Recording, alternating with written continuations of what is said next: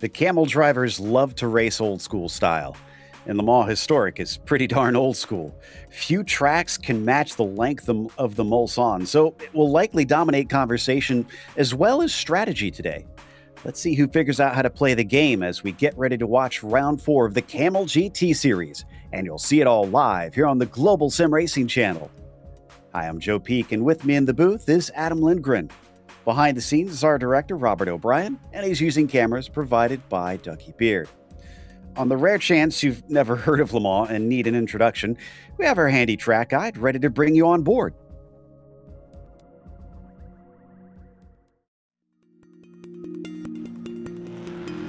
Welcome to Le Mans. When you talk about legendary circuits, this is a place that stands among the most famous in the world. Part permanent road course, part temporary street circuit, it traipses through the countryside just south of the city where it gets its namesake. Its size matches its reputation as well, clocking it at 8.5 miles, which equates to roughly 13.5 kilometers. However, when you take into account that it's split by only 33 turns, the frighteningly fast nature of this circuit becomes clear. Most of the corners have been added over the century of history it's experienced, but many have become renowned and respected. The two turns at the opposite ends of the massively long Mulsanne Straight play equally important roles. Tertre Rouge requires a great exit in order to not lose massive amounts of time, while Mulsanne Corner takes bravery and precision in order to brake as late as possible and keep opponents from passing you on the way in. There's also hair-raising moments like the tricky entry to Indianapolis, or the close walls along the bridge section in the Porsche curves. To win here, drivers will need a very low downforce setup, a good sense of strategy, and heaps of bravery. The 24 Hours of Le Mans is the crown jewel of endurance racing, which many drivers dream of someday winning and many fans flock to witness in person. Once you've driven the track here on iRacing, it's easy to see why.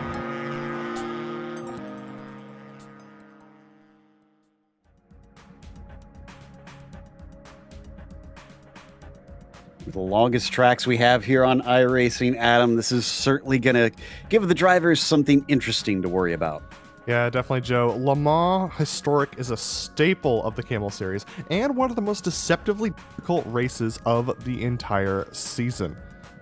Now, the Nissans will feel the most at home here with their gigantic wing providing way too much downforce for the 3.7 miles of the uninterrupted Mulsanne Straight before providing too little downforce for Indianapolis through Tertre Rouge.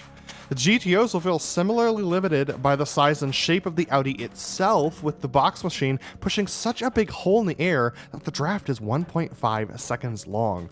But both classes will have to be wary of losing the draft due to multi-class traffic. That traffic here is actually quite complicated, as the immense draft means large groups of traffic, often 2 to 3 wide, blocking the road. And if you think it gets easier in the turns, the closing rate under braking is over 50 miles per hour at times, and the Audis need every inch of the racing line to make the corners. With the unpredictability of a draft race and more than a 10-point lead in each class, there'll be quite a few drivers hoping misfortune befalls our championship leaders this round, Joe. Yeah, they could use a little bit of that, but it's still early in the season, as you mentioned. So why don't we take a look at the championship points, at least with the prototypes here first. Timothy Reed currently is up at the top of those with 68, with Aaron Humphrey actually being the one trying to chase him right now. But it's very tight between Aaron and Fabian Jungbluth. We saw Aaron actually fighting amongst the top 5 in the points last season, but wasn't as high as second at the end, that is for sure. As we cut down farther, Bello, Alvarez, Gabbiani, Clapper, and Gomez, all very tight within 8 points of each other, fighting for that 4th position. But watch out for a few drivers who may be slightly out of spots. Nick Mucanos probably will see himself jump up a little bit as he's had some bad luck. Let's take a look at the GTO, which is also not quite typical right now.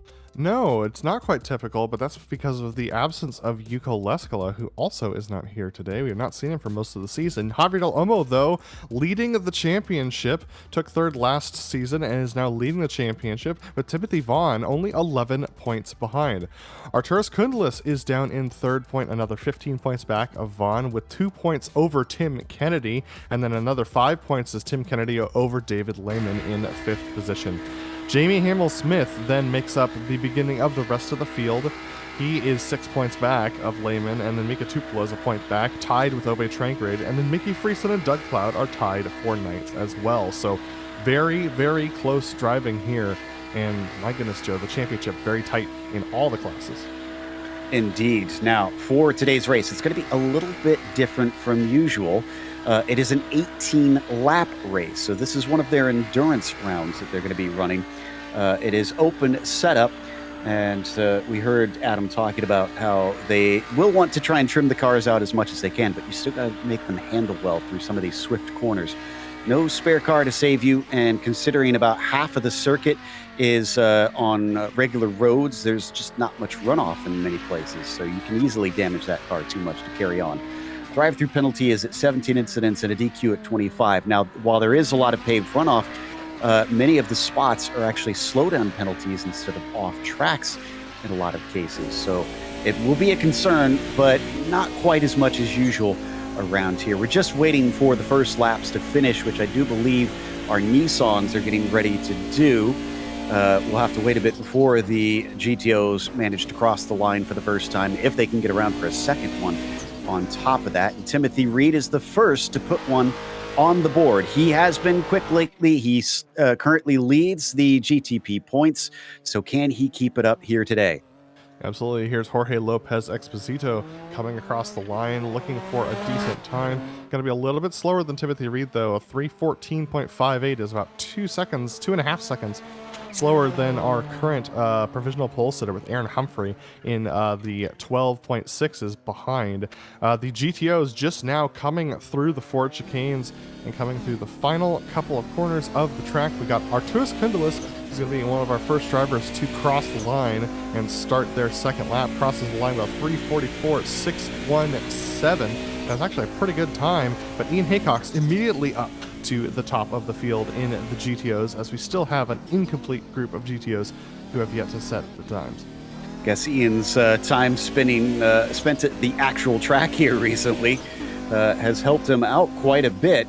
We're watching Arturas Kundalis, who shares a similarity with Ian Haycock. He also has to drive with a special rig. He's racing from a wheelchair and has hand controls, and is honestly mighty impressive. While Ian is fast, even he admits it, he's often not as fast as Arturas Kundalis.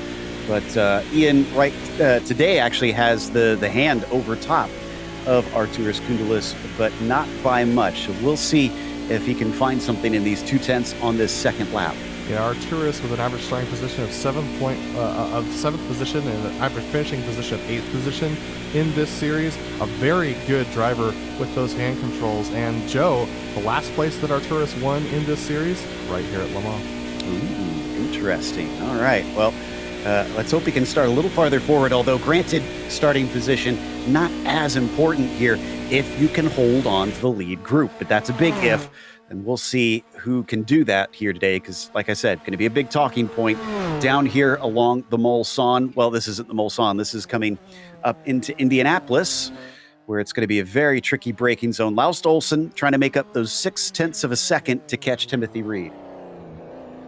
Yeah, absolutely. And, that's going to be a decent amount of time that he's going to have to gain. But as we've talked about in races previous, the first lap, even around here at Le Mans, does not mean that you have good grip on those tires, especially in the first sector. Likely by the time they come around to Indianapolis, on that first lap, they're gone another 4.5 miles, so they probably have heat in their tires. But here comes Laust Olsen through the Porsche curves. One more time, 1 minute 30 on the clock. We'll be able to complete the lap for Laust, but it's going to be tight for those GTOs on their second lap for sure. Laust coming through here through that Ford chicane now.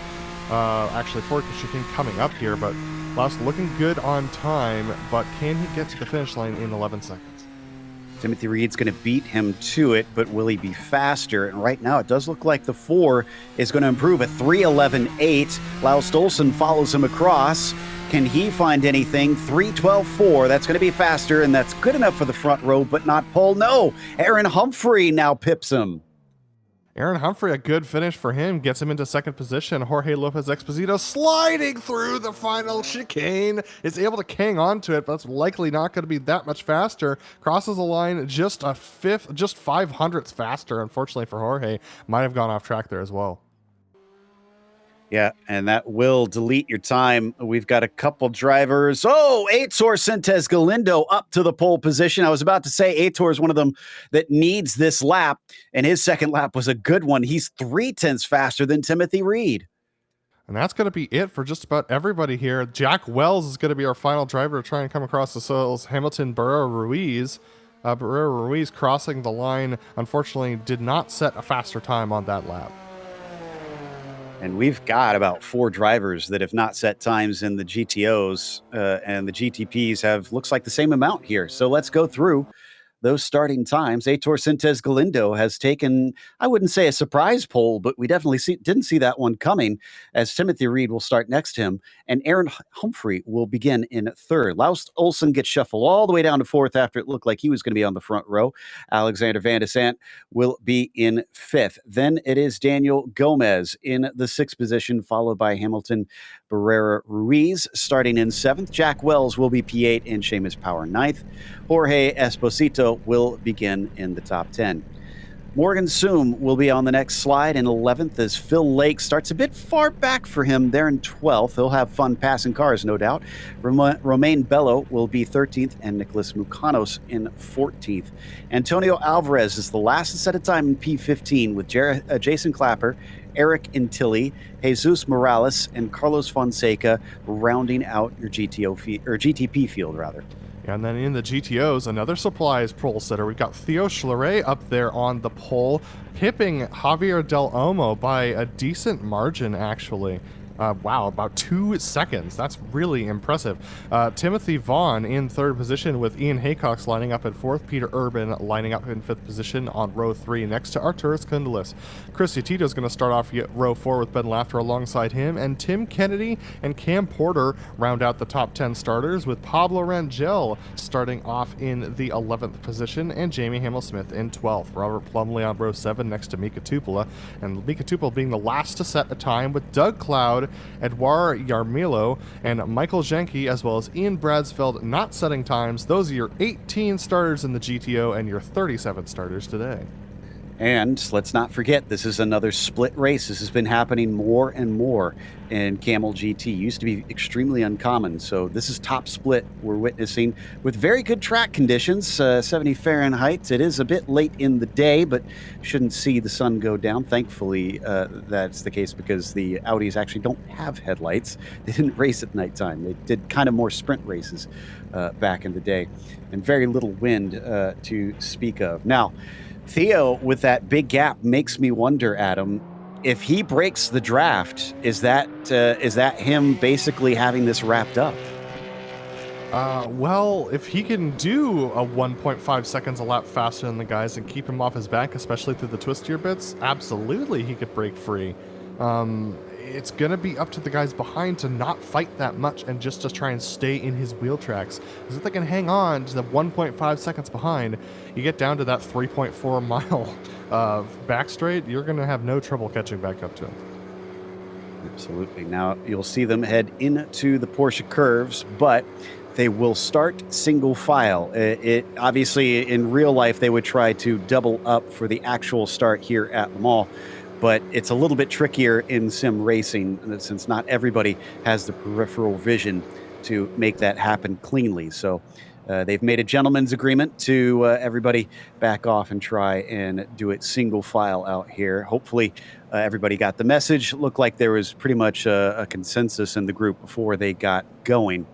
But we'll see the Nissan start first. It's going to be a split start where the GTOs will follow them through in the same manner. And you can see they also are going single file for this one, as the tricolor, as it always is here in iRacing, coming over the front stretch now. I can hear them flying through.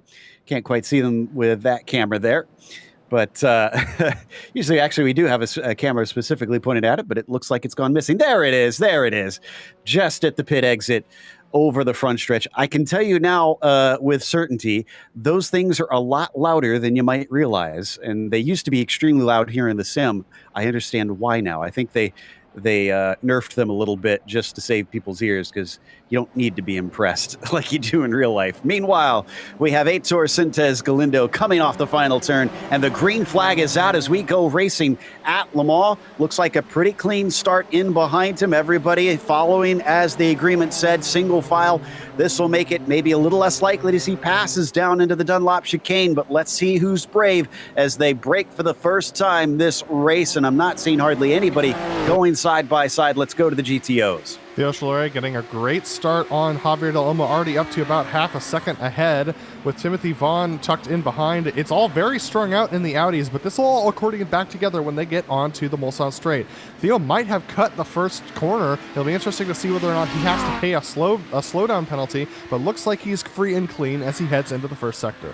I don't see a furled black flag for him, but Carlos Fonseca does have one, so that's probably coming out of the Tertre Rouge onto the backstretch, so I'm sure he's going to have to give up a lot of time. In the meantime, Timothy Reed is wasting pretty much no time getting up to the front and is swapping back and forth with Sintez Galindo. Now, this is another thing that's unique to this track, and only a couple others can really boast this at him. They can pass and repass multiple times. Absolutely, with 3.4 miles down this straight to go, they can absolutely do that. It's actually the fastest way to go down this straightaway. These little draft pushes are going to be actually a little bit less efficient than just doing some swaps back and forth. We're riding on board with Aaron Humphrey. Aaron Humphrey's going to drop out with Timothy Reed as they take the slight right-hand kick headed towards the Mulsanne corner. Tricky breaking into here with a little kink on entry, and they're 2 by 2. This is first lap out of 18, remember, so really no need to fight hard. They need to just try and stick together. Top 4 all down into that hairpin cleanly and out of it, but still side by side between Sintez Galindo and Reed. And here it is for the lead of the GTOs, the bump draft from Javier Del Olmo on Theo Schlerer, so very tight racing between them. Timothy Vaughn and Ian Haycock's hanging out a little bit further back behind them, just being a little bit more careful are those drivers. So just paying attention as they go into the braking for Mulsanne. Very good race there, but look at this. Still a tight battle for the lead in the GTPs. Indeed, up there at the front, it does look like those top 4 really pulling away. Daniel Gomez, although starting to catch up to them, might be top 5 now. Yeah, there's the gap to the rest of them. Jack Wells in 6th from on down has really lost that front group, so not expecting them to make it up to there, but you never know. Absolutely, and here's the front group of the GTOs once again, with Theo leading, Javier Del Olmo tucked in behind Timothy Vaughn, Ian Haycox, and that's about half a second back to Arturas Kundalis, and then there's a battle for 7th position between Cam Porter and Jamie Hamill-Smith as they go into Indianapolis. That gets sorted out in favor of Cam, but my goodness, that group back there, quite the squabble. Absolutely, and it's going to be difficult to shake them here coming out of Arnage. This is another long straight, the last real long straight of the track on the lead up into the Porsche curves. Cam trying his best to run away with a field of hungry GTO drivers chasing him down. Absolutely, there it is, Cam Porter, and we got next to him the person he's battling, Jamie Hamill-Smith. So 2 drivers, 2 Cams, right as we ride on board with Jamie Hamill, as he's going to look to the inside here through the Porsche curves. A little bit of a risky move there. That's going to back up Jamie Hamill into Chris Utito, who's about 6 seconds back. Indeed, got the foot cam going on as well for Jamie Hamill-Smith, showing us all his handiwork down there. Footwork, I guess you could say, as they come out of karting and into Maison Blanche. There's one little spurt here before you hit those forward chicanes. And while they seem like they might be passing opportunities, not as often that we'll see drivers manage overtakes into there. No, and often we'll see overtakes end in disaster. We saw it a lot at this year's Le Mans, so it's no surprise that the drivers are being a little bit more cautious. Also considering the fact that they're just completing lap 1. We've already been 4 minutes into this race, and we're just done with the first lap. So that explains to you how long these laps are and why we are at 18 laps. But Alexander Van der Sant and Hamilton Barrera Ruiz side by side on the straight. Got to be careful. They're getting very close together there at points, almost banging doors. It is racing over the internet. You got to account for some lag and leave a little bit more than maybe you would in real life as they come up to the braking for the second chicane now. Does look like he's going to get boxed in, as that is going to be Alexander Van de Sant who has the advantage. But he now has nobody to pull him along. Will we see a 3 wide from Ruiz trying to stick his nose in? Doesn't look like it. I think he's content to just wait. Looks like Doug Cloud in the GTOs got a little bit of help coming out of the front straightaway by Edouard Yaramilo, unfortunately. So he's gone around and he's not the back of the pack, losing his draft as we see that battle continue for 5th position in the GTPs between Gomez, Van der Sant, and Jack Wells. See how tough it is getting off the corner as well. Some cars struggling to get the power down as they don't have the grip, especially in slow turns, and the tires have been cooled so much on their way along that long stretch. Meanwhile, Schleret getting a nice push by Del Olmo here. In fact, you can barely see that orange car behind him. He was so tight up underneath that rear bumper. Timothy Vaughn is getting just a little bit more space and watching. Yeah, absolutely. And these drivers are going full out. So that draft between Schleret and Javier Del Olmo being very efficient. But as they go into the braking for the Mulsanne corner, Vaughn blocking off significantly, allowing Javier Del Olmo to back off as well. But that actually just gives more of a gap to Theo Schleret, so it's going to pull them forward. So this front pack, honestly, they've lost Peter Urban, who got a slowdown on the first lap coming through Mulsanne. So this pack of top 5, they're on their own at this point. They break into draft to Peter Urban, who's 1.6 seconds behind them. And then Urban's by himself with another 4.5 seconds back to Cam Porter. And he's got a big group with him. It's the rest of the Audi field behind Porter and Hamill Smith, who are side by side now. Ian probably just going to try and stay patient. He's a veteran in this series. Pretty much all these guys are. Hamill Smith behind them has managed to jump ahead of Cam Porter, but we'll probably see that order switch around quite frequently throughout this race, as Timothy Reed just took the fastest lap up at the front. We'll talk about that in a second, because there have been some developments up in those GTPs. But let's keep an eye and see if we'll get another little switch by. Will Cam sit patiently, or is he going to try and get that lead position back? Does he think he's faster? He thinks he's faster. Absolutely. Coming through the trees now. Remember, this is just a mountains, a village side road here that they race upon coming into the sector. Cam taking it a little bit deep there. That's going to allow Jamie Hamill-Smith to try and come alongside, but Cam racing the racing line, squeezes him out there. This is going to back them up into the rest of the group. So Cam, unfortunately, losing more time to Peter Urban, about 0.3 since we last checked in. Yeah, that the Porsche Curves is where the private racetrack starts and the public road ends on this circuit. Also, I was talking about Timothy Reed and Sintez Galindo. Well, they've broken away from Aaron Humphrey. He's almost 2 seconds behind now.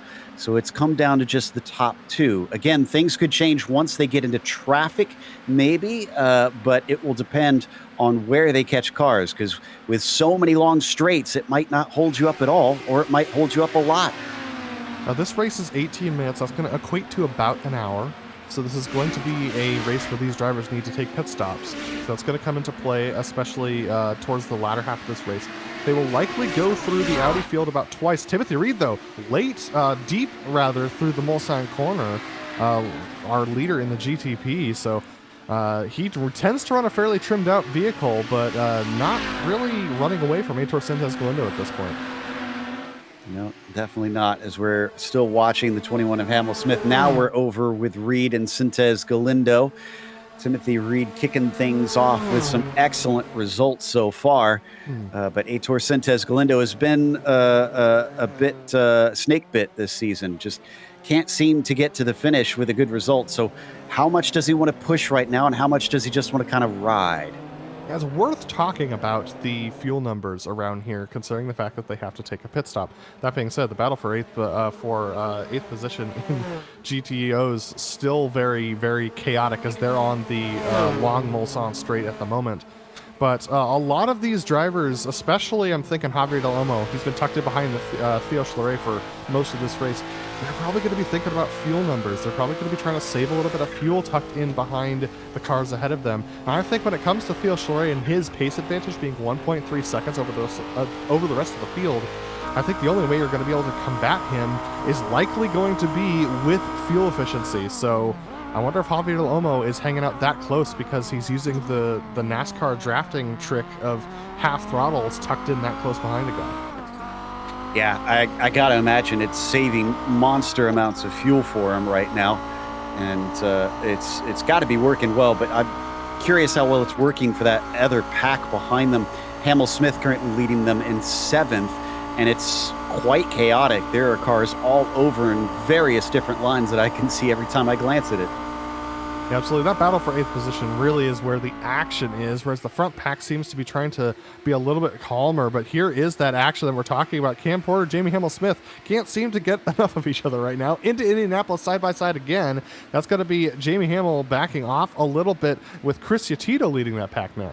Oh, 3 wide in the middle of it. Ben Laughter stuck in between. Oh, and the he's going sandwich around. Robert Plumley's around, but fortunately didn't hit anything, just off the nose of Ben Laughter. Fortunately, though, it looks like he's going to be okay, but he's going to lose this draft. Apologies, it was Robert that was in the middle of it, not Ben. And Ben kind of tipped him around. Ian Brassfield in the 34 is going to streak on ahead of them. But no, I'm with you. I think that trying to get as close as you can to that car in front without actually passing them is going to be oh so critical today, with it being a long format race. But we'll see who is thinking ahead as we're now watching Ben Laughter's camera. Ben Laughter down here in 12th position, clinging onto the back of the group ahead. He's the one who unfortunately got into Doug Cloud with that 3 wide exit. Just a little bit too much eagerness from all this group, but fortunately they're only about a second. Him and Ian Spradsfeld, who's up ahead, are only about a second behind Tim Kennedy. So if they can hang on to this particular gap going on to the Mulsanne Straight, they should be able to draft their way back up to the battle ahead. Yeah, I think they're already pretty much there. Cam Porter's been caught, Hamel Smith, Yatito. Go ahead. Is that Yatito with a slowdown, or is he just taking an alternate line to try and not provide a draft? I think it was the latter.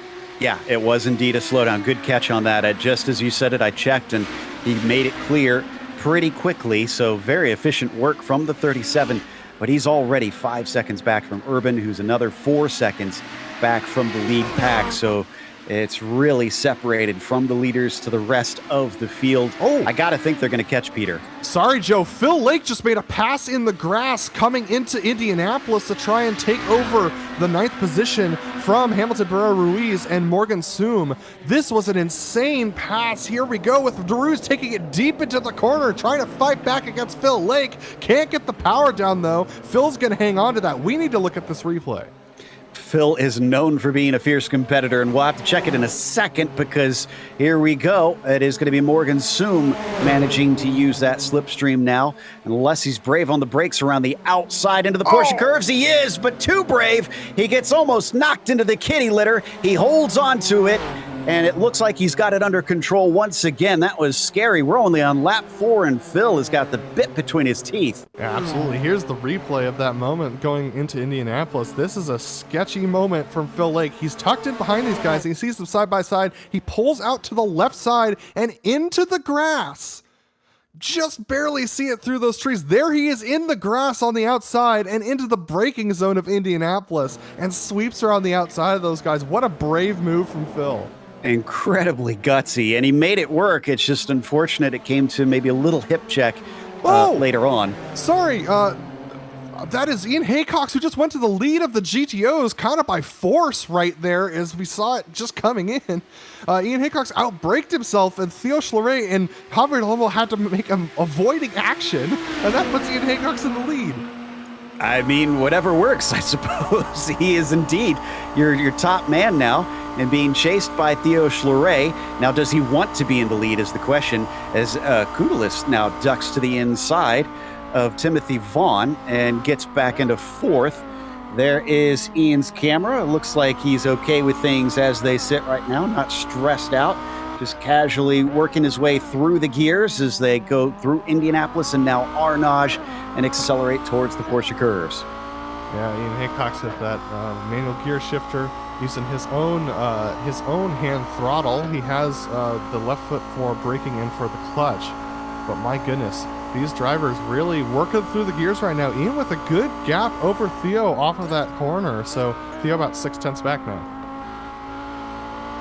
don't think he's worried about this currently. I think he's probably more shocked that someone nearly ran into him over anything, but he just has to stick with it. That said, Ian is pulling away a little bit, and they're coming up to one of the twistier bits here at the start-finish line, all the way down towards Tertre Rouge. So I wonder if he could use it to his advantage, maybe? Does he have enough pace? He certainly didn't show it in qualifying. Absolutely. So there is Ian coming through the sector, but look at that. Theo Strellet just able to gain significantly on the brakes. So Theo just a lot more comfortable through the final sector of chicanes and is right on the back of Ian Haycock's. So not very long-lived is Ian Haycock's runaway lead. But that being said, is Theo going to hang out behind Ian and gather a little bit of fuel saving, or is he going to try and pass him and lead some more? I think I would if I was Theo. He's been leading the way for most of this, other than just kind of swapping back and forth with Del Olmo. Let's take a look at a replay. Is this the pass that Ian made here?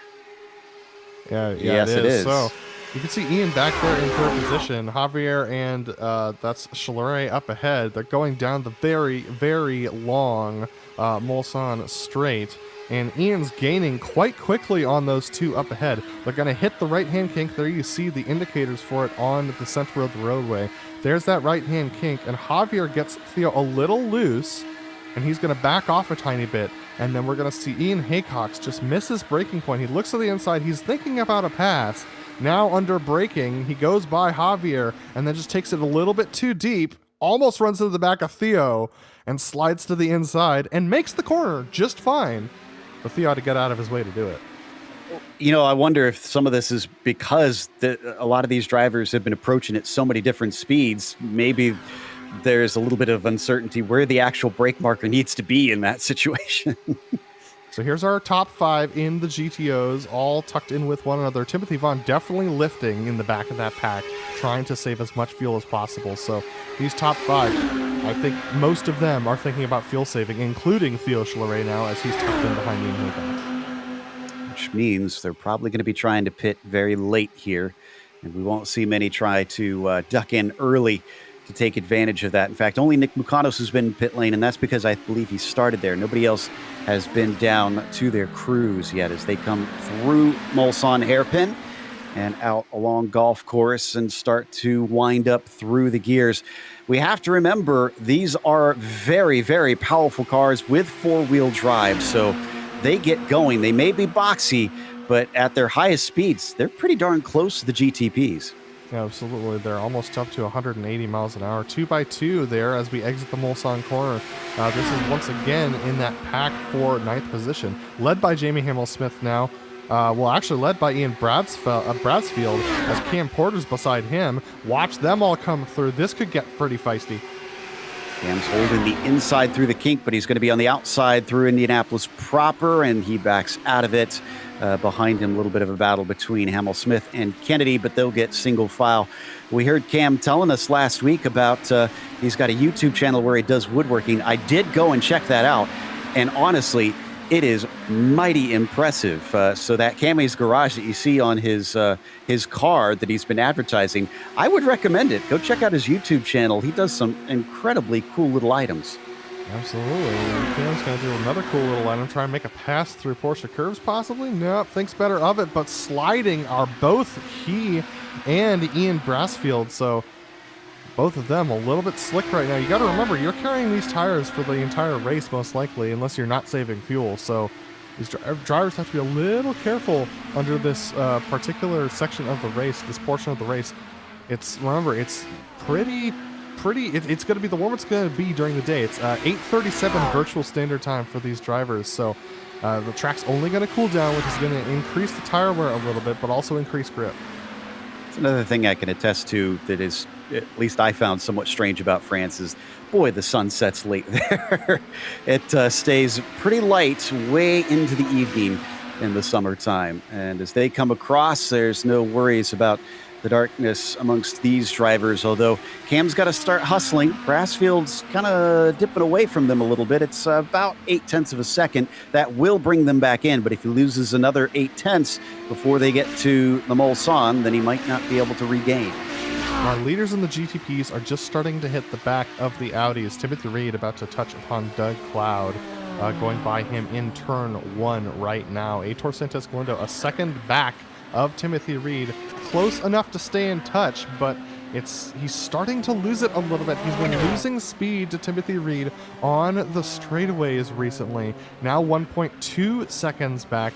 He is very much nip and tuck with the draft of Timothy Reed. He's just about lost it at this point. The gap, the draft in the GTPs is about 1.1, maybe 1.2 seconds if you're lucky, and he's just there. Reed is on back-to-back wins right now. If he could make this a three-peat, that will help him tremendously. Whereas Aitor Sintes Galindo is kind of scrabbling for decent points, just hasn't been able to seem to get the results that he wants, either through bad luck or mistakes that he's made out on the track this season. It's still a long ways to go, but he's in a hole that he's having to climb out.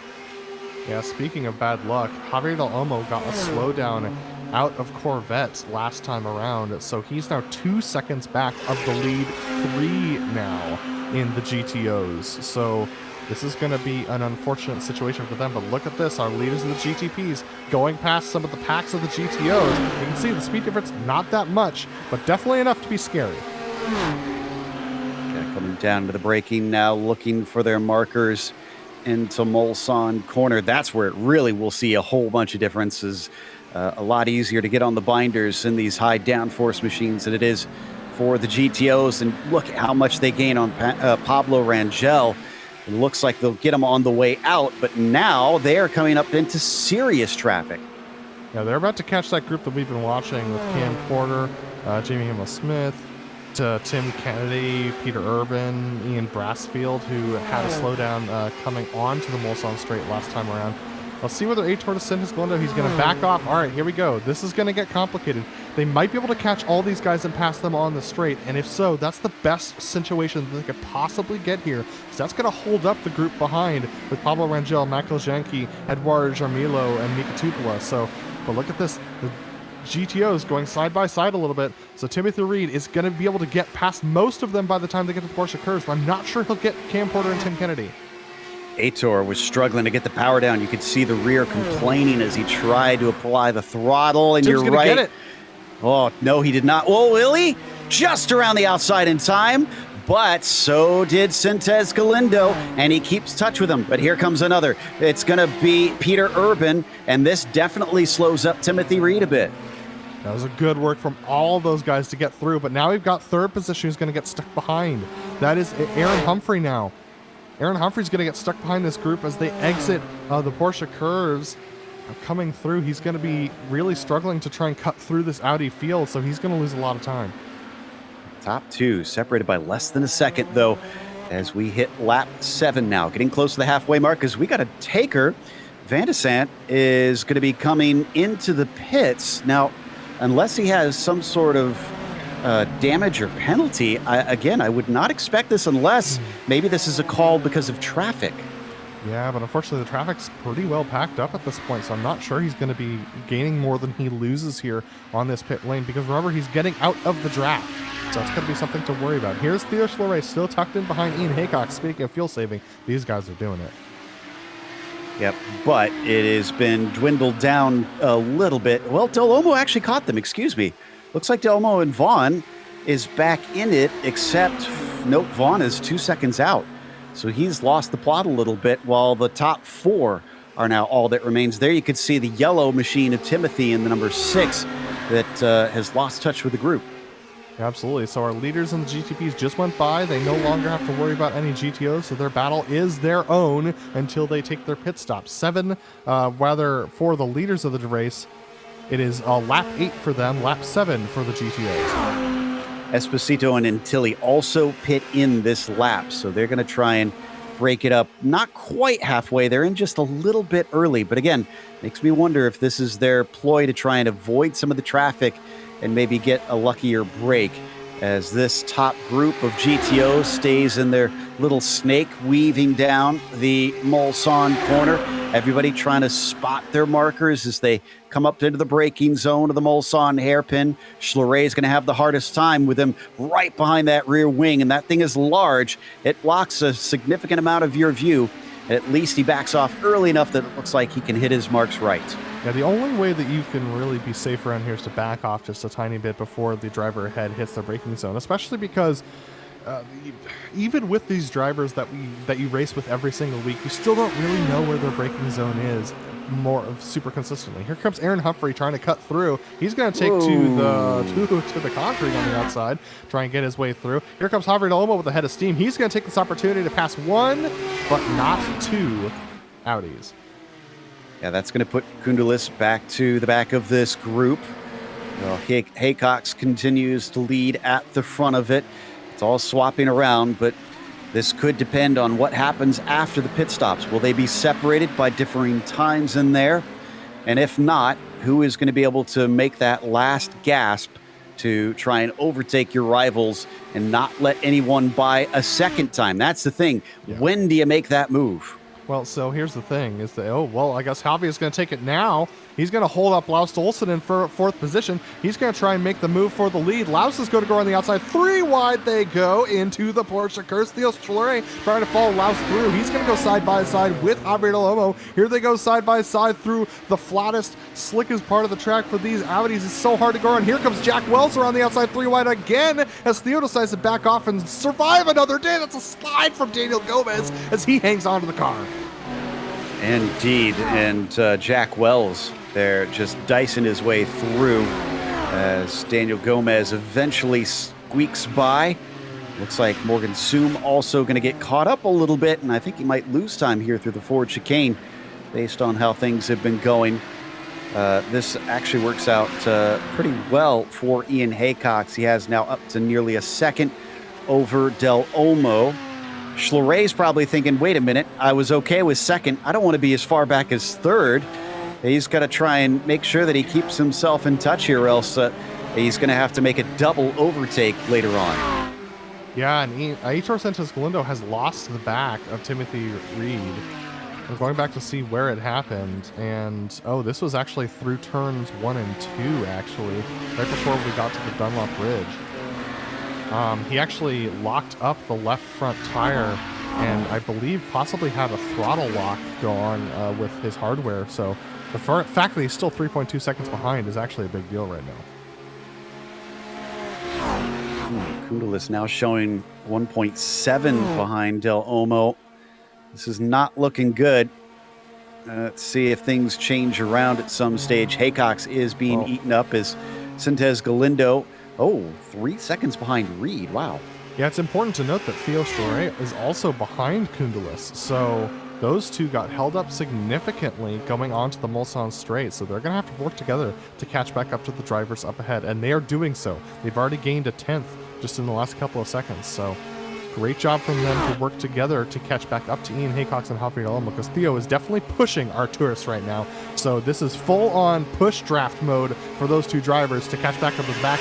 They're in 1.5 seconds. They're within 1.5 seconds, so they're in the draft. So Theo should be able to start to back off now and he's doing it right now, and let Arturis Koundulis catch up just through the nature of the natural draft. But Arturis pulling out from behind those two drivers up ahead. So just interesting to see the draft strategies going on right now as Theo backs off, as does Javier Del Olmo, as they all go into Indianapolis. Arturis very deep on the brakes, gains a bit of time to Javier Del Olmo under braking. All right, well, this got a lot more fascinating. Curious to see if Koundulis and Schleret can actually make this work. If so, mighty impressive, because I didn't think the bump draft would be worth that much. 180 miles an hour, about 10 miles an hour faster than they were alone. As it's going to be a swap around between Javier and Haycox. So as they come into the braking, Koundulis has it down to half a second. They're there now. Absolutely, and they've got Seamus Power in between them. Seamus in 12th position, running on his own right now. He's got about 2 seconds back to Roman Bello. He's lost about a second tucked in behind these GTOs, but can't get the power down off the corner. That's going to hold up Koundulis, who's going to lose about a second to Haycox. So back out to a second for these guys. So, man, it's just give and take with this traffic right now. And it's a real challenge for Kundlis and Schleret to hang on to the back of our leaders. Can I just say, whatever Timothy Reed has been eating for breakfast this season, he needs to keep doing it. Because, I mean, not only has he taken back-to-back wins, he is looking at possibly running away from Sintez Galindo, a multi-time champion in this series. Timothy Reed's doing all the right things right now. I'll have what he's having, is what I'll say to that. Yeah, same here. If only it were that easy to try and be fast. But the Club Atlantic driver, I mean, look at that. You can't even see Aitor behind him. And they're on one of the longest straights. You'll finally maybe get a glimpse here in one of the longer shots. And yes, Aitor did have that momentary braking where he lost a couple of seconds down to 3 seconds. But that being said, Timothy Reed has been able to pull out another second over that, so it's a big deal. Theo Schleret is going to take this opportunity to go around Arturas Kundlis into turn 1. There we see it on screen. So he's decided that Arturas not quite quick enough in the slow bits. But look at that, our leader, Javier Olmo, held up by Jesus Sanchez Morales through underneath the Dunlop Bridge. So that's actually going to be a good opportunity. But Theo's got to get a move on because he's a full second back of Ian Haycox.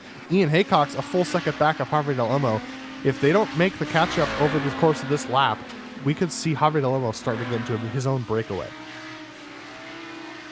And that is going to be really bad news for all those behind. Although Theo Schleret, as we saw in the qualifying, seems to have speed when he wants it, but that depends on if he can get some cooperation with those behind them. But right now, they are within the slipstream. They're starting to gain pretty quickly.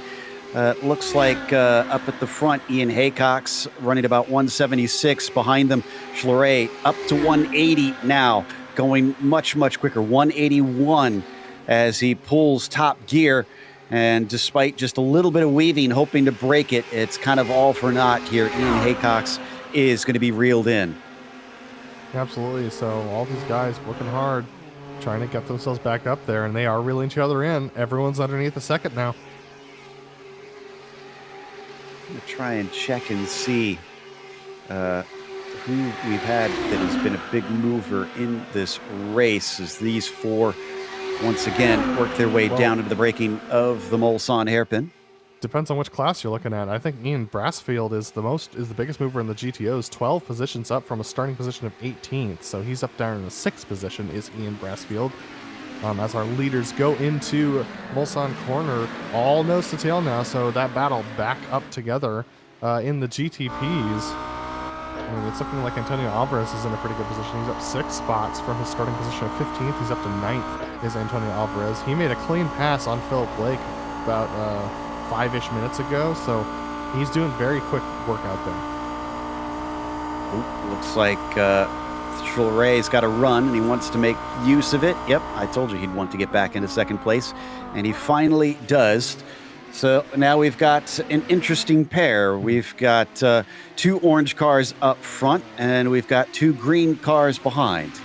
So based upon our calculations, it's likely going to be next time for pit stops for the GTOs.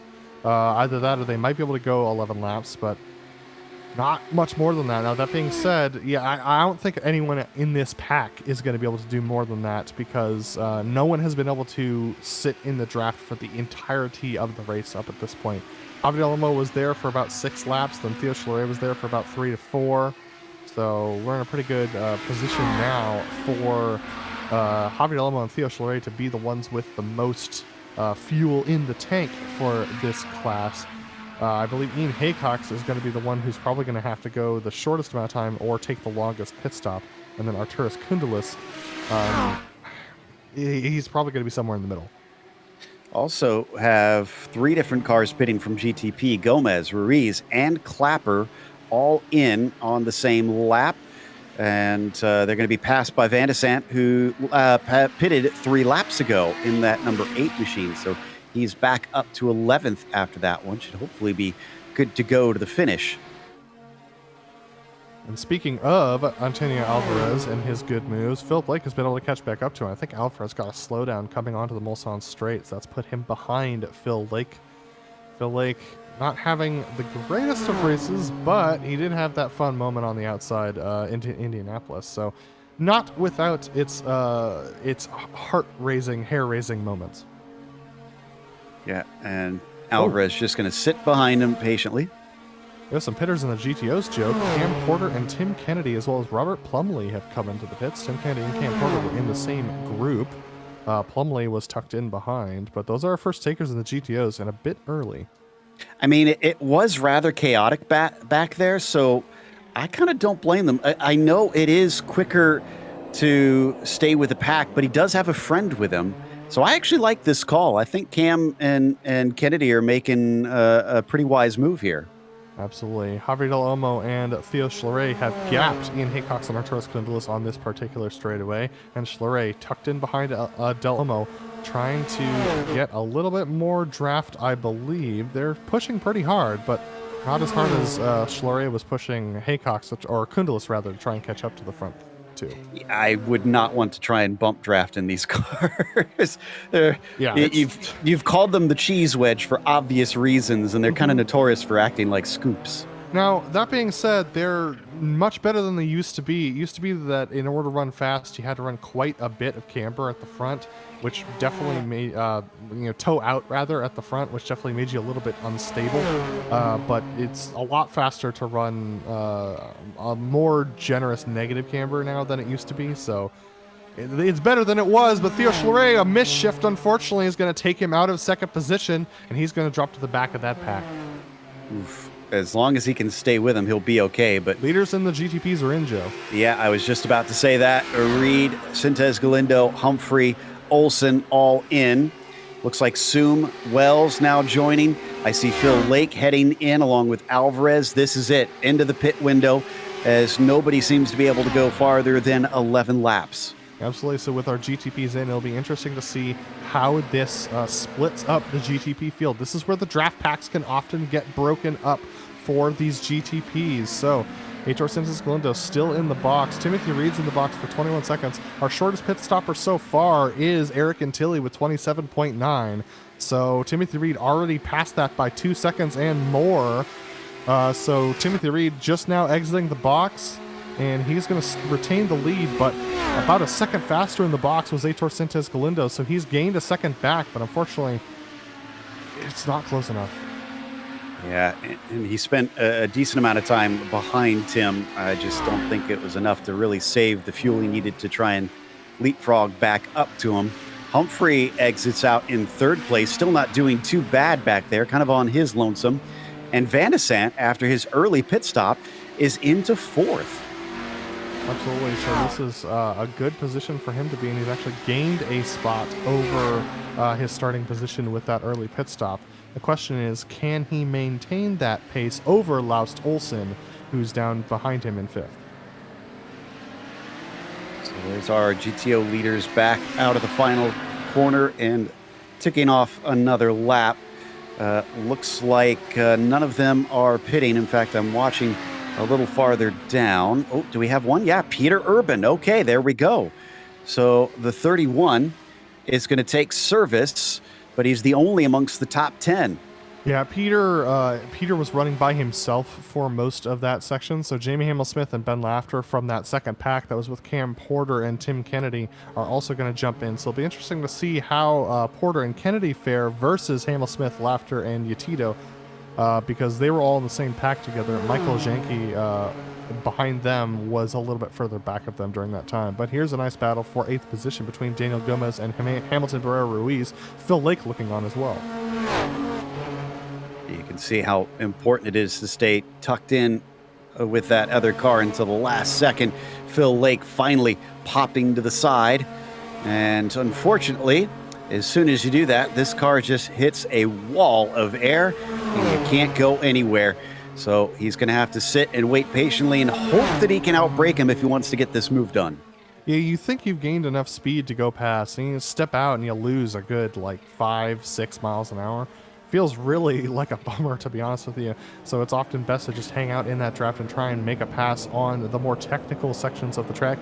But especially a late dive into Indianapolis can often be a good way to make a pass. We haven't seen anyone do it today. But Phil Lake, we know that he likes this section of the course, so he's going to take a look on Hamilton again. If he can hang on the outside through the entrance to the Indianapolis sector, maybe he can take that position away into Indianapolis proper.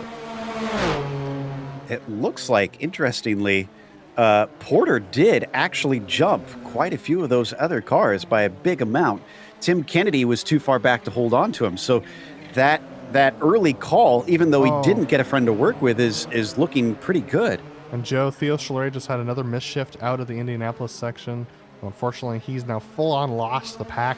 He's 3 seconds back of Ian Haycox now, so unfortunately, he's going to have to catch the rest of those guys up ahead of him on raw pace at this point. He might take a pit stop and just take his chances at this stage in the game. We'll see what he decides. I think with the speed that we saw in qualifying, it wouldn't be a bad call. Was that kicking up a whole bunch of dirt there coming down through the Porsche curves, getting it right up to the edge. It looks like we're still watching that battle between Rees, Lake, and Alvarez, and Rees has not given it up yet. So here are our GTO leaders, led by Javier Del Olmo. Arturo Skindle's tucked in behind him, and Ian Haycox. They're going to get passed by a couple of other GTPs here. That is Carlos Fonseca and Jorge Lopez Exposito having a good race. Jorge was having a good race before getting into a little bit of trouble earlier on. Our leaders in the GTOs this time are likely to come into the pits. So it'll be interesting to see whether or not anyone can make it further. The only one who I think could would be Javier Del Olmo, but he's not tucked in behind anybody, so he might not be able to save the fuel he needs to go yet another lap around. So let's see what happens here. All right, here's the moment of truth out of Maison Blanche. If they hold completely off to the right of those dotted lines, we know that they're pitting in. And yes, indeed, both Del Olmo and Koundelis is pitting in, Haycox is, and Schleray.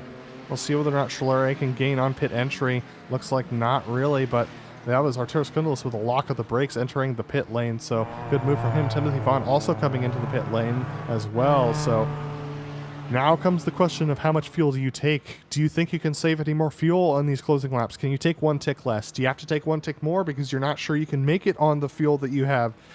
This is going to decide whether or not these guys stay in the draft. Theo Schleray very close to the wall. Might extend his pit time by about 0.2 seconds.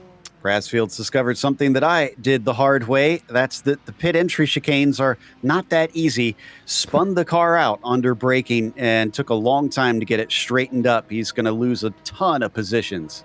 Oh, look at that. That is Arturas Koundelis with a great pit stop. He's going to beat out everybody. He's going to beat out Javier Del Olmo as well. So a good pit stop from him puts him into the lead here. Theo Schleray back into it, only 0.5 behind, and Ian Haycox was the loser on this particular situation. He's decked down to 4th position. All right, heading in as they get back on the track. Koundelis, Del Olmo, Schleray, Haycox is your order. Vaughn back out in his lonesome 5th. I was trying to see. Okay, so Cam Porter will get Brasfield because of his problems. Cam moving up into P6, but unfortunately, he's a whopping 15 seconds behind Timothy Vaughn. Front of the group has been running an amazing pace. Whoa, big lock up there for the 33. Absolutely, Cam Porter still duking it out. He's been honestly battling with everybody that he could get his hands on this entire race. He caught himself back up to Peter Urban, who he's now falling behind of, but honestly, Cam Porter has had the most exciting race of everybody this time. And unfortunately, he missed a shift right there, so that loses him touch with Peter for a brief moment. We'll see if he can get that back and chase him down and retake 6th place. But credit to Peter Urban out there, not giving up despite basically racing on his own at a track where it can get just a little boring when you're by yourself. Yeah, it's definitely hard to keep focus around here and keep yourself quick. And also, you can get a little bit of speed. I like to call it, speed trance. I don't know if you've ever experienced this, but when you're on a long road trip and you're on the highway for a good couple hours, you're going 60, 70, 80 miles an hour for a long time, right? And then you go to get off that off-ramp and you suddenly struggle to get down to the right speed because it feels so slow.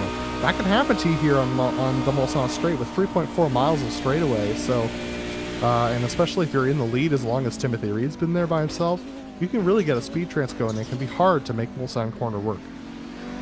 I'm kind of impressed with how well these guys have been hitting that apex down at Mulsanne. All 3 of them you saw sneak through there just fine. Unfortunately for Ian Haycox, I'd say he's well out of the hunt at this stage. 3.7 seconds, unless he's had some hidden speed. We're unlikely to see him as we watch on board. And there is the gap ahead of him. Yeah, so Ian Haycox, he's about 4 seconds back of that group, so unfortunately coming out of the pits a little bit late, a little bit of a misshift, just has dropped him off the back of that pack, so he doesn't really have hope of catching up to the back of them again, considering the fact that he's on his own, so 4th position may be the best he can do today. So, Timothy Reed has seen Sintez Galindo catch him down to 2.7 seconds. Wasn't it farther apart than that? It was about 4 seconds. The question is Timothy trying to save fuel? Did he make a mistake? It was about a second faster in the pit stop, so that would explain some of that. But then there's another half second in there. Could be some traffic, I don't know, but I'm sure if you're Timothy, it's slightly concerning. In fact, Timothy's getting held up right now. We didn't see it on screen, but he had to split between a pair of battling GTOs. It was Rangel and Plumley. Didn't lose that much time, though. Still 2.5 seconds between the two of them. Rangel and Plumley still side by side, though. This is going to hold up Sintez Galindo. Plumley backs out of it to allow Galindo an opportunity as Rangel clips the inside curb, but still, Sintez Galindo lost a good second there in that battle. It surprises me because Timothy, I thought, would have had to have slowed on a straight, which would cost him more, but no. It's up to 3.2 seconds now. Sintez Galindo got the bad end of the stick. I'm sure a second place will still do him good on getting his season kick-started somewhat and back on track. But boy, I'm sure he wants that win. Just past 9 o'clock virtual standard time for these drivers as we go into the nighttime hours. It's still fairly light outside. The sun has yet to, probably municipal sunset, but the sun has yet to go behind a flat horizon for these drivers. There you see the weather. 69 track temperature, so the track temperature has dropped. That wind's still hanging on around 6 miles an hour or 10 kilometers per hour.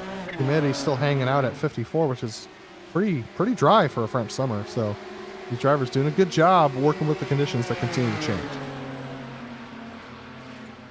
Swinging around the outside, down through Dunlop into the chicane as he's down to 4 laps to go here. Traffic probably his biggest concern at this stage.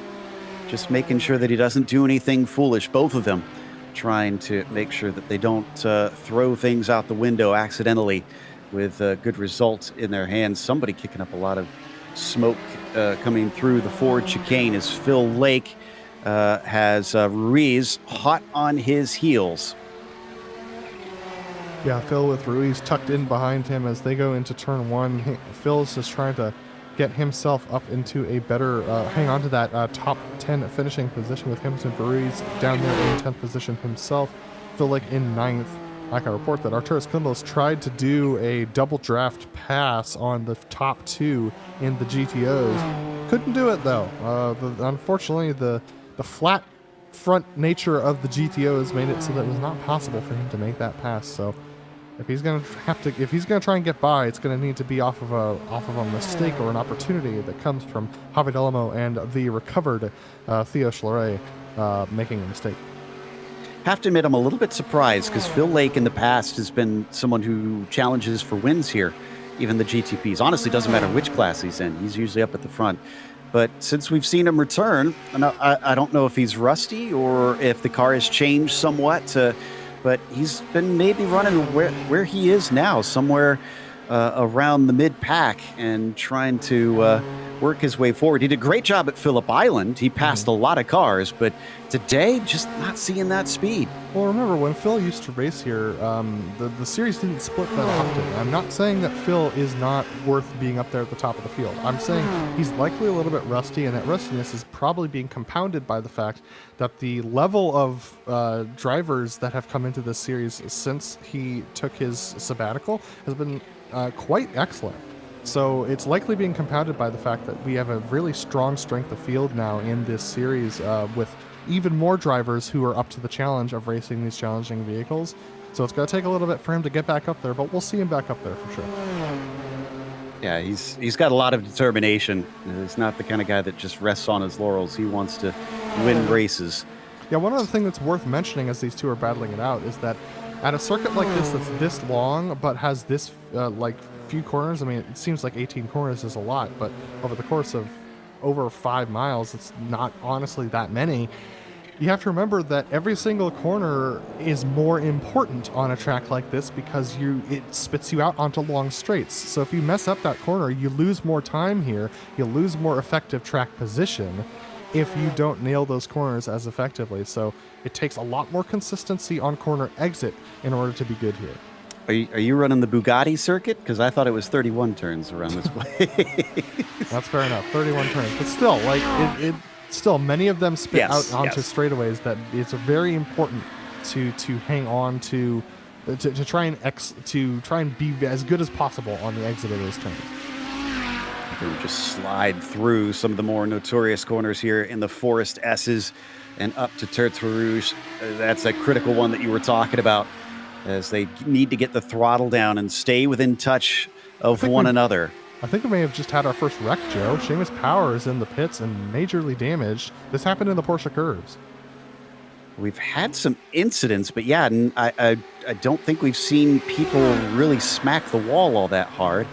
I'm checking for it myself, and he touched the grass into bridge and unfortunately has totaled it and is going to have to end prematurely. Yeah, I got a little bit spooked by Jason Clapper going wide into the Porsche curve, and so, like you said, just made it into the outside wall and now sitting in the pits. So unfortunately, it's going to be a premature retirement, as you said, for them. That was Timothy Reed, that is our leader in the race, just going past the leaders in our GTOs. So that's that second lapping that I talked about. 14 laps done on the GTOs and 16 laps on the GTPs. So right about where I expected them to be towards the end of this race, should there be no major incidents. Yep. So going to come down to 2 to go. There's not sure if that was a look or if that was just trying to get a sight line there from Theo on Javier Del Olmo into the braking. Behind them, you could see Heitor Sentes Galindo breaking things up, and Arturas Kundalis may have lost a little bit, and he's still within 8/10, so I think he'll catch them back up. But he's got to hope that that doesn't happen too many more times. Absolutely. Something I've learned from doing, a lot of flight simulation along with driving simulation is that you do want to try and make sure you do have a clear sight line just in case the driver ahead makes some sort of mistake, so you can get out of trouble if you need to. But it does compromise a little bit of speed or a little bit of tire wear, so it's something that you have to consider. Do you trust the person ahead of you to be quick through the corner? Yeah, good point. Right now, I'd say they're quick because remember Ian Haycock's lost them and it was, about 3 seconds? It's already up to 9 between them. So they're running away at a huge rate of knots.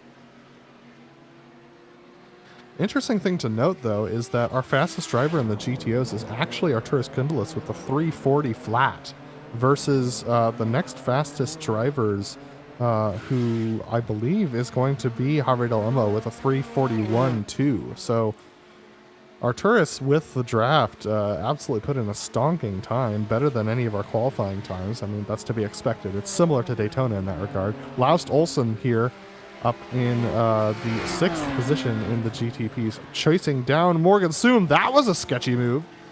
Yeah, that was going past Timothy Vaughn, our 5th place GTO, and thankfully did not make contact with him, but some serious trust between the pair of them, as Laust Olsen, one of our traditional onboard cams here, actually not with us today, it looks like, now that I look at our list of cameras. So maybe Laust taking a little bit of a break from the limelight to focus on the driving alone. He's got about 1.5 seconds to make up to Soom. Not impossible, but we're at 2 to go. Now 2 to go for the GTPs, 2 to go for the GTOs as well, because there's no way on earth Timothy Reed's going to get around the entire circuit to lap them one more time.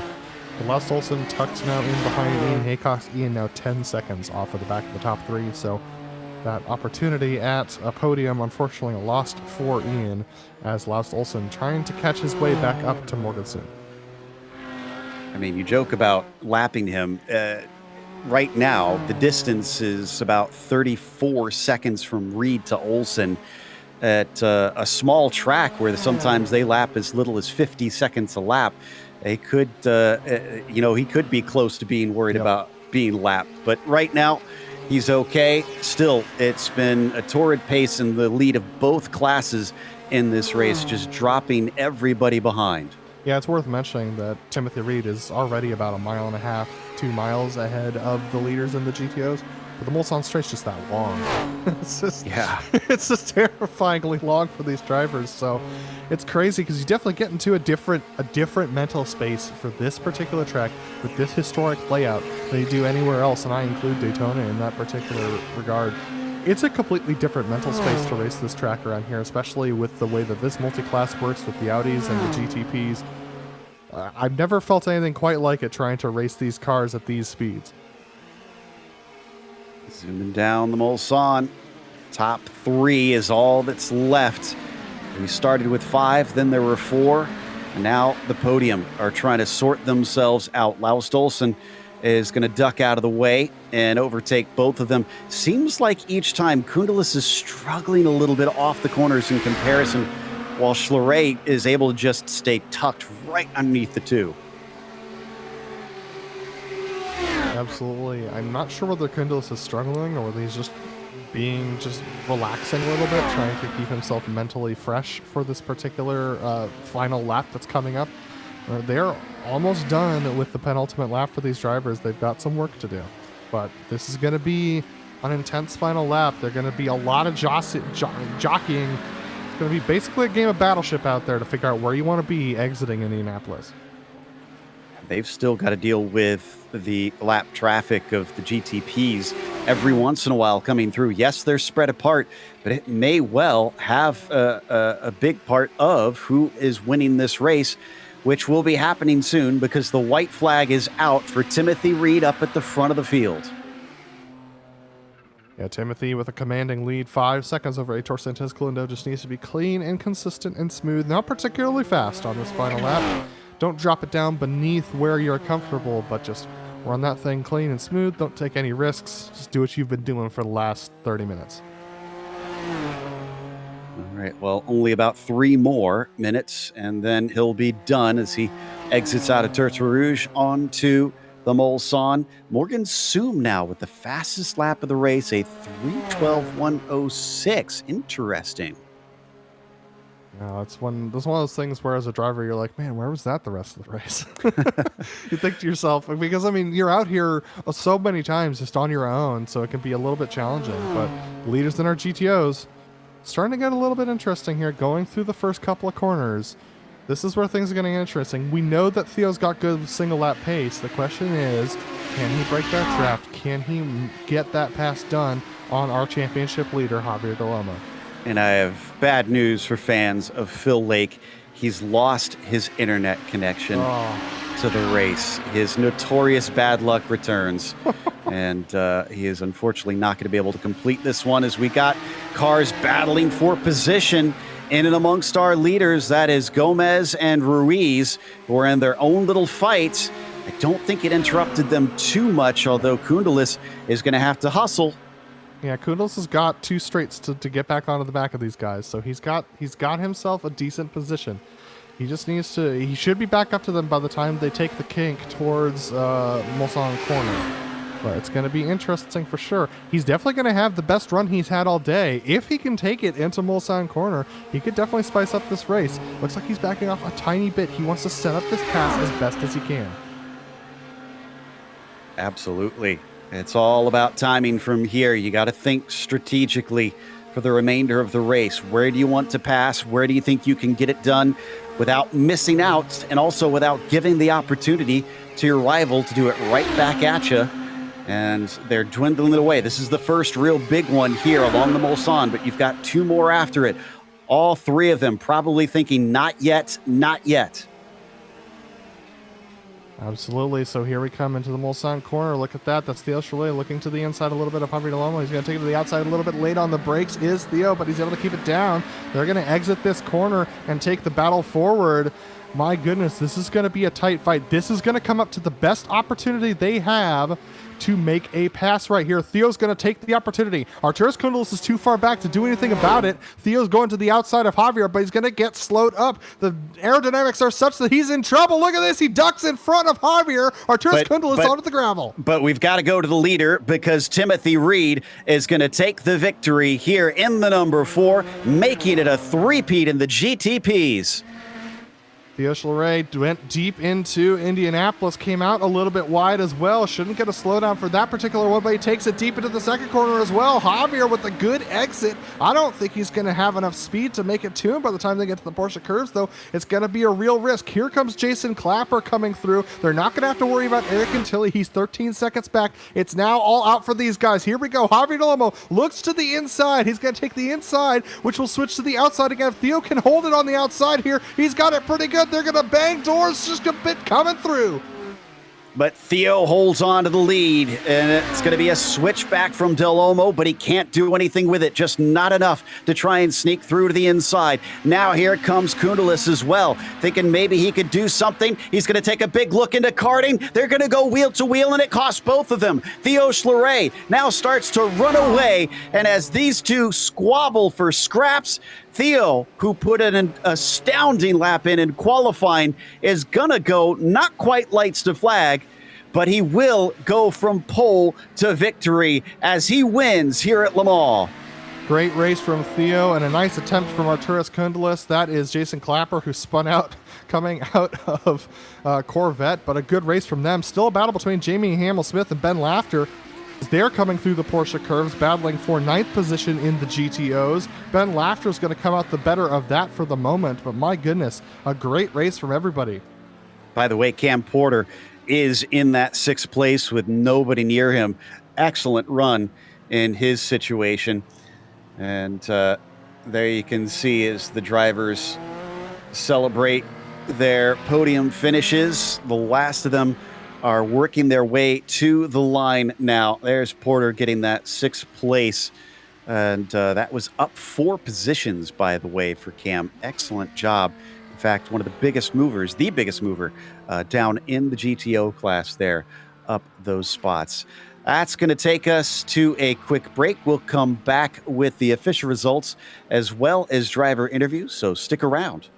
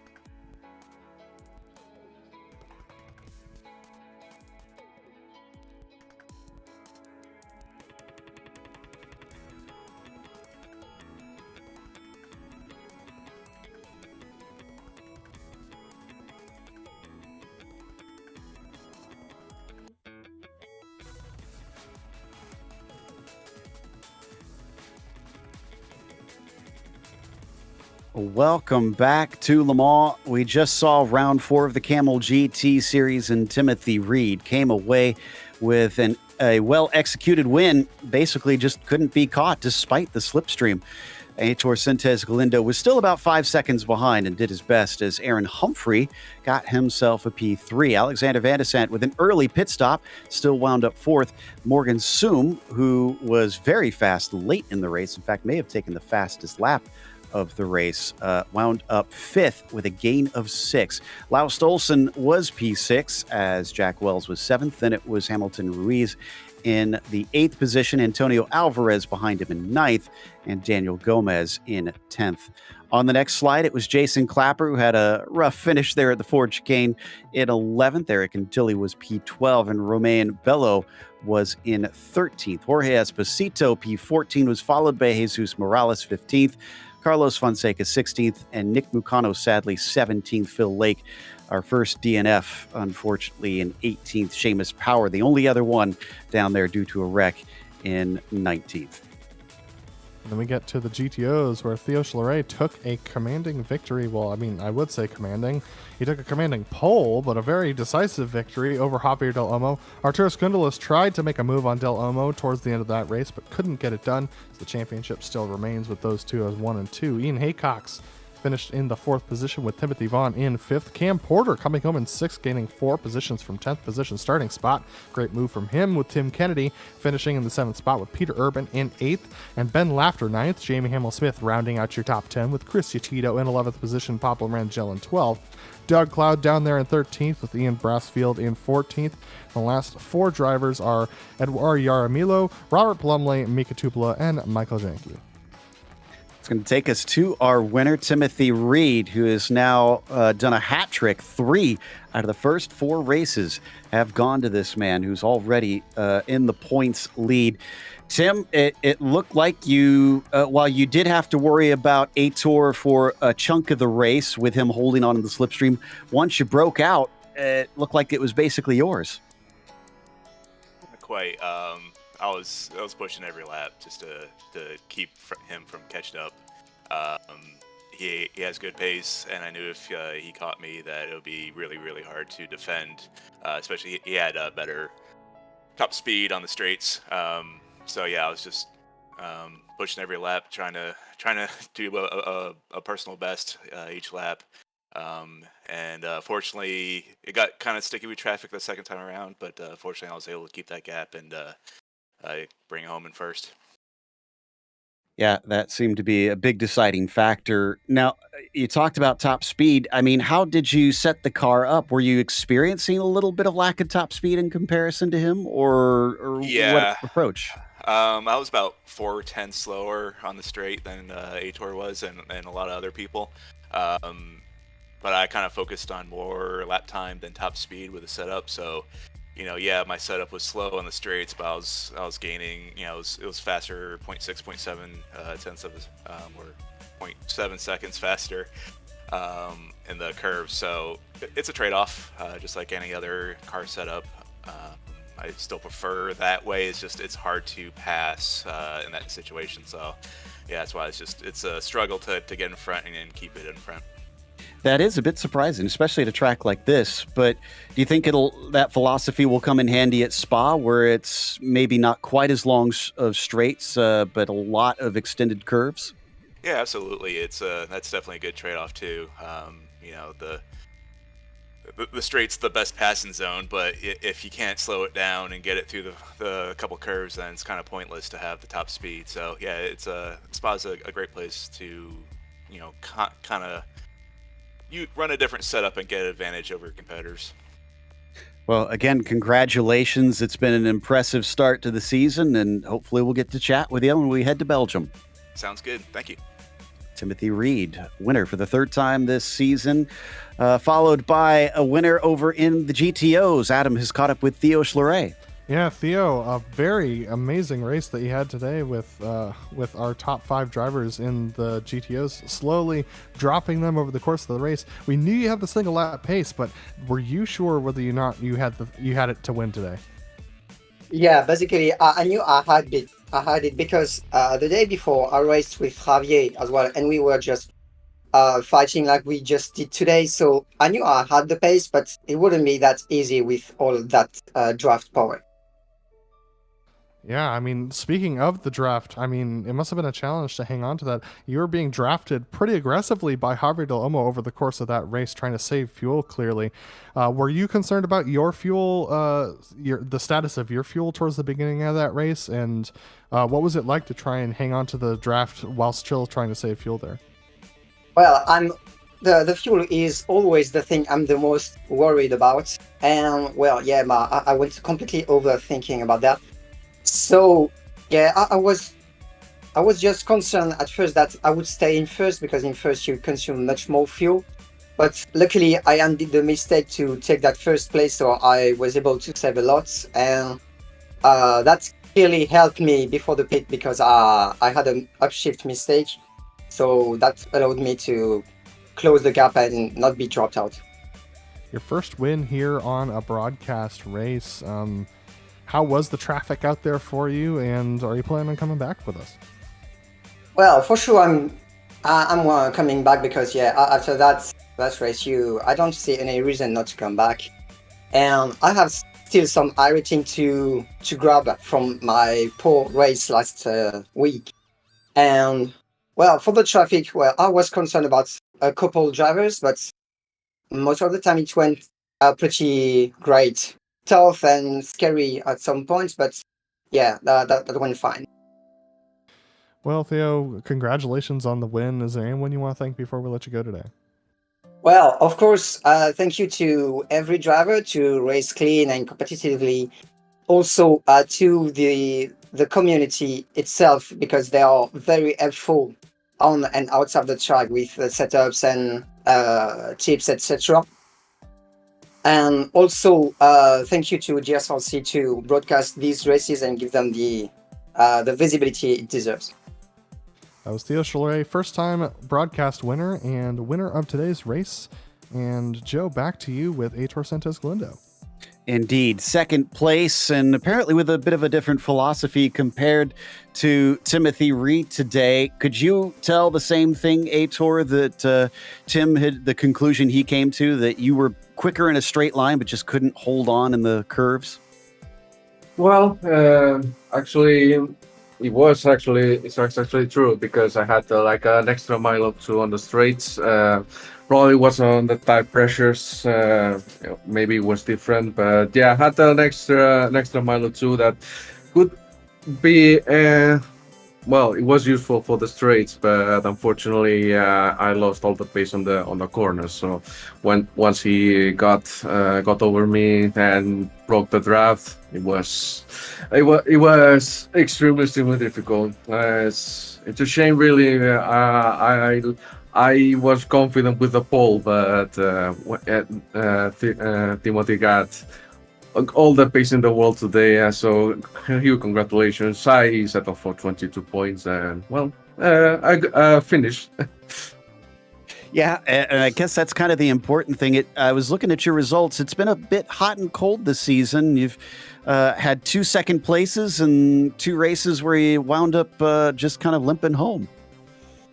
Well, yeah, first week was Nordschleife, and the Nordschleife is different thing. It's like I always have unfortunate incidents with traffic and everything, so it's same story. But the third week was basically a 0, because I actually didn't show up for the race. So it's it's a 0-22, 0-22. Yeah, it's kind of back and forth. Hopefully next week it's break the pattern. That was going to be my next question. But racing at this track is so unique compared to almost any other track. I think Nürburgring really is the only other one that you could say is quite like this. Do you enjoy these sort of almost Talladega style races? Personally, no.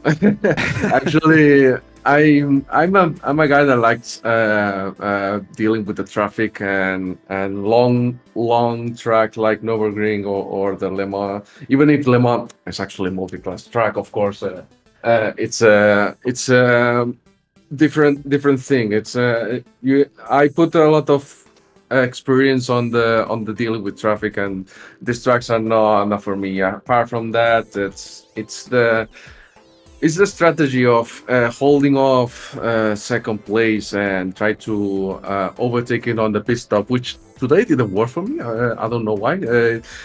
I made the pit stop. I saved all of the fuel, and yet it kept the same gap after the pit stop. It was kind of weird. I have to check it out later. But personally, I do not like this layout in particular. I think even people saying, I don't like chickens. Well, chicanes. Chicken from Fernando Alonso. The chicanes. I think this track with the Nissan and the chicanes, it's much better, in my opinion.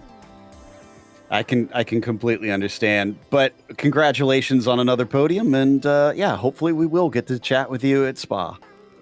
Absolutely. Thanks, guys. See you next week. Heitor Sentes Galindo with a P2 here today. And then finally, Arturas Kundalis, another podium finisher down in the GTOs. Adam has caught up with him. Yeah, absolutely. Arturas, a great race from you today, battling up there in the top three pretty much the entire race. A nice move you made to try and get that second position away from Javier, but didn't quite come to fruition there. What are your thoughts on the race? I think we need to unmute Arturas here. Arturas, you got I think I needed to unmute myself, actually. Sorry about that. Yeah, guys, it's nice to be here. Nice to be on the podium. The whole race was pretty static. It was all a 3D chess game, saving fuel, seeing who cracks first, and the whole racing was pretty much done on the last lap. And yeah, that move on Javier, I had to try it. I knew it was gonna rob him from having any chance on attacking Theo, and probably it was a bit of an anticlimactic end of the race because of that. But I had to look for my own interest in that specific place. So, but yeah, happy where I am. Yeah, we've heard a lot of drivers' thoughts on Le Mans Historic and its particular uniquenesses when it comes to the drafting and the traffic. What are your thoughts having just completed this race today? Mixed thoughts. It's not my kind of track. I'd rather prefer racing at the Nordschleife or a place like that where you're constantly in action, constantly in danger. And here it seems like half of the race you're just pretty much cruising, doing nothing really, not really affecting the race outcome in the bigger sense, because everyone just stacks up, you know, at the end of the second straight anyway, and there's virtually impossible to break the draft. So it's, I don't know, it's controversial, but it's there. We raced it, and I mean, in order to have a good season, you have to race everything. So, you know, if it's there again, I'll race it again. Well, some people have similar thoughts about our next racetrack, which is Spa. What are your thoughts heading into this round? Well, Spa is as mainstream as it gets, right? And everyone is extremely familiar with it, and it should be a pretty close competition. So, yeah, I'm fairly neutral. I don't necessarily enjoy some of the off tracks at Spa currently, specifically at Eau Rouge. But again, it's there on the calendar. I'll race it. Let's see what happens there. Absolutely, Arturas. Congratulations on third place, and we look forward to seeing you next week. Thank you very much. See you. That was Arturas Kundlish, who finished in third in the GTOs. Back to you, Joe. That's going to wrap us up here for today. So we want to give a big thank you, of course, to the Camel community for bringing us back for another season of coverage, as well as our team, Adam, Rob, and Dougie. Make sure to check out our social media, our website, and our merchandise store. And don't forget to subscribe to our YouTube channel so you don't miss a moment. Like we've been saying, the next race is going to be at Spa, Saturday, July 15th at 1 p.m. Eastern. But be sure to check out our other broadcasts that we have listed here. And until next time, race clean, race hard, and we'll see you on the track.